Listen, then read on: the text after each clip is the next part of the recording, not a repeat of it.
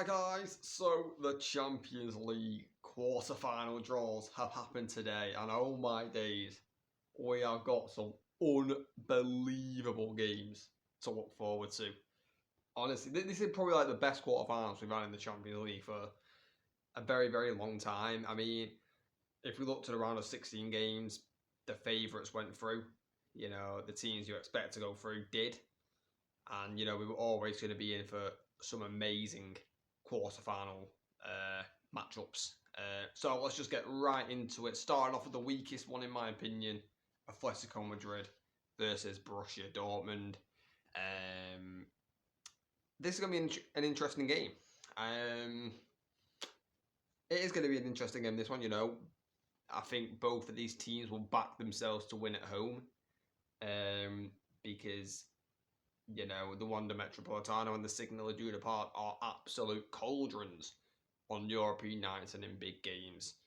So I think both teams will back themselves to win at home. Atletico Madrid are at home first.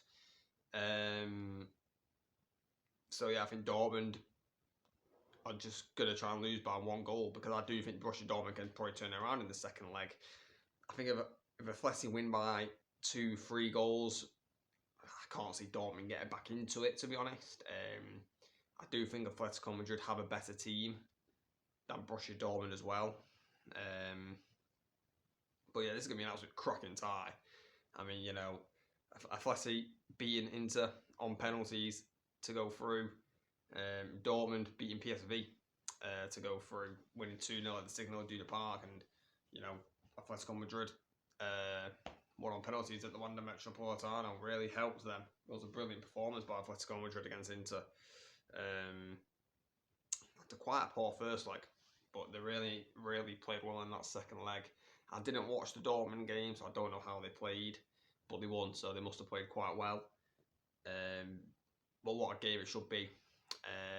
I do think Atletico Madrid are going to go through, though, to the Champions League semi-finals.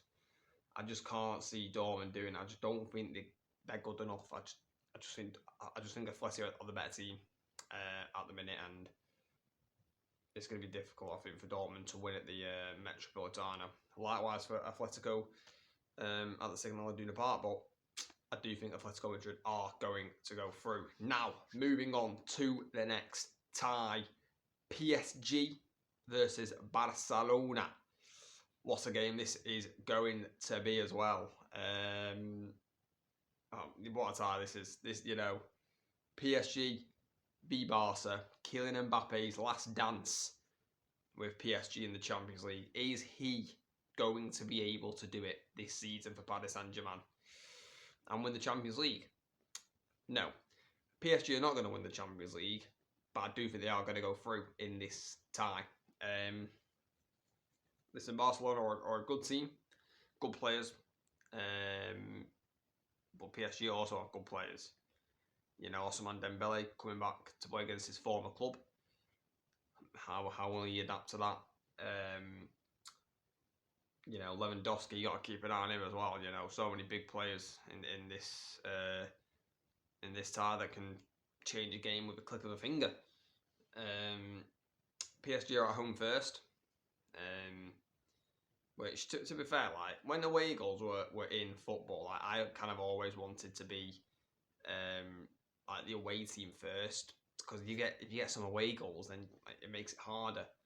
But now there is no away goals. It's I think it's a little bit more of an even playing field. But yeah, you know, Kylian Mbappe. I think PSG have to try and do it for Mbappe this season. I don't think they will win the Champions League, PSG, but I do think they are going to get through in this tie. You know, I remember, I think it was 3 seasons ago, Mbappe's hat-trick at the Nou Camp. Not sure if you remember it. But yeah, he just tore Barcelona to absolute shreds in that game. Absolutely destroyed them with his pace and power and his finishing ability. It was a wonderful hat-trick. Can he emulate that again? Why can't he? I think Kylian Mbappe is the best player in the world. And yeah, he's now got to prove it again to the world. But we can't rule out Barcelona. Absolutely no chance. Barcelona, you know, Obviously, Xavi's leaving in the summer, so it's going to be another rebuild for them.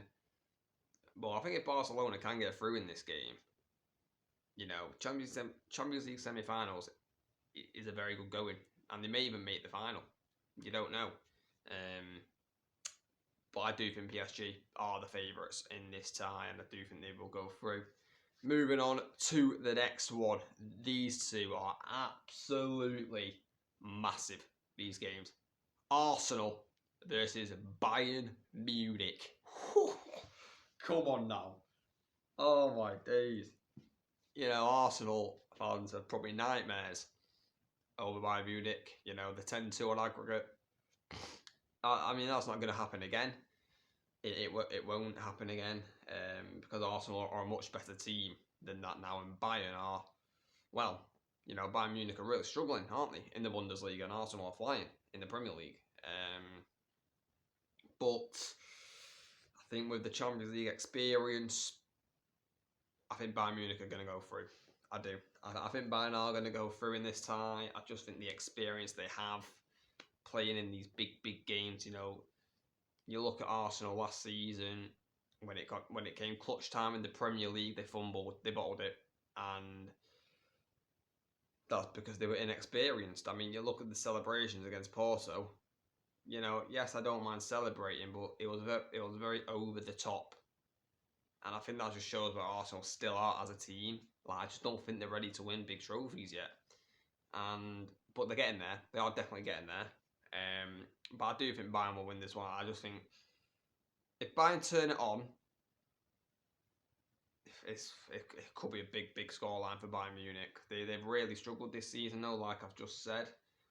But that's just Bayern Leverkusen being absolutely unbelievable. At Bayern Leverkusen, they've been insane. Haven't lost a game, Bayern Leverkusen, all season. You can't really do much about that. But Arsenal, the Emirates is the first leg. They've got to really try and make that count, Arsenal, because I think if Bayern Munich go to the Allianz with a draw or a victory, I can't see Arsenal win it at the Allianz, but I can see Bayern getting a result at the Emirates. It's one of those where I do think Arsenal will struggle in this tie a little bit, but the Emirates is a fortress at the minute for Arsenal. It really is, and they need to try and make home advantage count in the first leg. But I do think ultimately Bayern Munich are going to be too strong. They're too experienced, and I just think they're going to have too much for Arsenal in both legs. Now, moving on to the final game, the biggest one of them all, Real Madrid versus Manchester City. This is a repeat, I believe, of the Champions League semi-final from last year, where it was 1-1 in the first leg, and then it was the City masterclass at the Etihad, where Real Madrid crumbled, folded, and Man City were just on another level that day. I think that was probably Man City's best performance of their treble-winning season. That game at the Etihad against Madrid, it was unreal. It truly was, and pains me to say that as a United fan, but you had to applaud City in that game. Like Real Madrid, they just couldn't get out. City just pressed them like you would not believe. But Real Madrid, I think, are a better team now. And I think Man City, I think you can get at them a little bit more. I do think you can get at Man City a little bit more. Big players show up. Vinicius, you got to look at him if you're a Real Madrid fan. Bellingham, Rodrigo, for City, De Bruyne, Haaland, Foden, it is going to be an insane game. Insane matches, these two are going to have, and I just can't wait. The first leg's at the Bernabeu. The first leg was at the Bernabeu in the semi-final last season.